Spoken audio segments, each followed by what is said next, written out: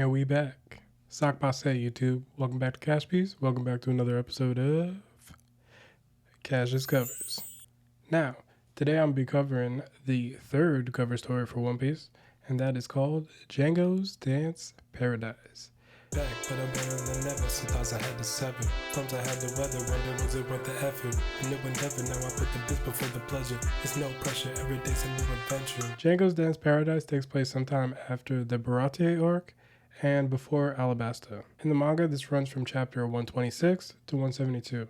Now, it doesn't have like a regular anime adaptation similar to the first two cover stories that I covered. If you haven't seen them, check out the playlist. But there is a little Easter egg that I will let you in on a little bit later in the video, so stay tuned for that one, alright?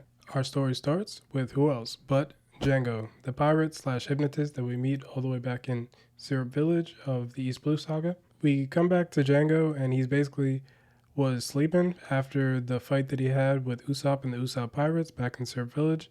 He awakens and he finds out that his crew, the Black Cat crew, have actually left. So he sees them sailing off, and so he's like, oh, well, I guess I'm on my own now. As you can imagine, Jango's probably really hungry after his nice nap that he had, so he decides that he's going to head into Syrup Village and get a bite to eat, only to be caught up with the Usopp pirates again that chase him back out of town. Tired of all this foolishness and the running around and being chased, he decides that it's time to just leave this island at this point and head on to the next one. And while he's in this boat, funnily enough, he actually passes by a familiar face with an accent that you may recognize from my last cover story. If you don't, check it out. It's Axan Morgan.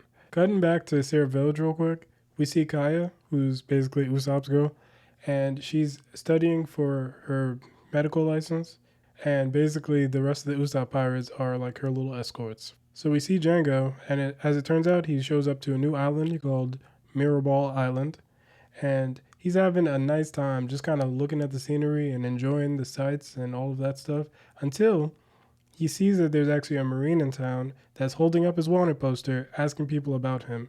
So he decides that it's probably best if he changes the way he looks up a little bit. So he decides that he's going to ditch his signature look, his clothes, his drip, you know what I'm saying, and his heart-shaped sunglasses. And lo and behold, there was a reason why he was wearing these heart-shaped sunglasses all this time. Because the next chapter is revealed to us that he has a heart-shaped eyes, apparently. So, you know, I mean, there's that. Now in his new disguise and shades, he pulls up to the Mirrorball dance contest. And Jango dances his heart away and has a grand old time. Jango's crushing it in the dance contest until he gets matched up with some mysterious man. And him and the mysterious man are just dancing their hearts away. It comes down to the two of them and they have a nice little battle. And Jango ends up winning first place and the mysterious man wins second. To celebrate, they decide, hey, why not? Let's get some drinks, right?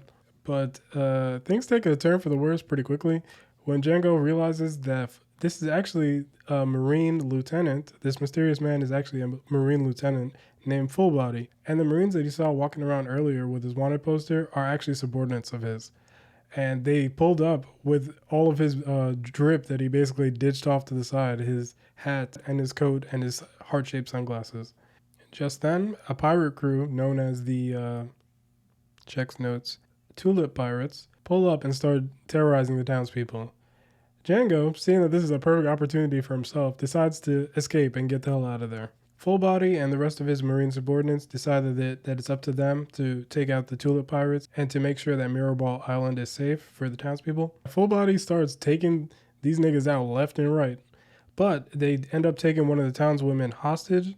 And at that point, Full Body realizes he can't really do too much. So they start wailing on him and start going to work on his ass. Then a familiar face hits the scene, realizing he can't leave his new dance buddy just hanging. Now, together, Jango and Full Body both start going to work on these Tulip Pirates, and they make pretty quick work of them. Understanding what obviously has to happen now, though, Full Body begrudgingly puts Jango in handcuffs, and they set way for Marine headquarters so that they can put him for trial. Fast forward a little bit to this trial, and the higher-ups of the Marines that are running the trial have decided to sentence Jango to death by hanging. God damn. Yeah, so he gets sentenced to death by hanging.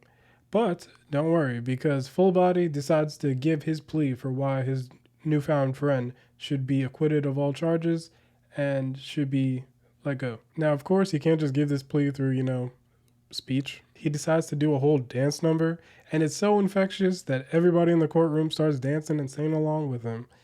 Having a change of heart, the higher ups decide that they will actually acquit Jango of all charges, but they will also demote Full Body. Understanding that there's really no room for pirates and marines to be friends, Full Body and Jango prepare to give their final goodbyes. In fact, these goodbyes are so tough that Jango decides that he's just gonna hypnotize Full Body so that he doesn't even remember that they had this friendship to begin with. But just then, they both are, let's say, distracted by a beautiful marine captain that is walking by.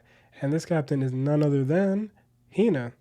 Enamored by her, they both decide to become her marine recruits, and they're both actually working a janitorial duty, kind of similar to what Kobe and Helmeppo did in that last cover story. So, funnily enough, we also get to see a little glimpse of Helmeppo, Kobe, and Garp walking in the background of this last scene here. Now, quickly, that little fun fact that I mentioned earlier in the video, I'm just going to get to it now. No, there isn't an anime adaptation. If you just watch the One Piece anime, you're not going to really see, you're going to see Jango and you're going to see Full Body, but in a different context, not specific to the context of this cover story. But here's what you can find.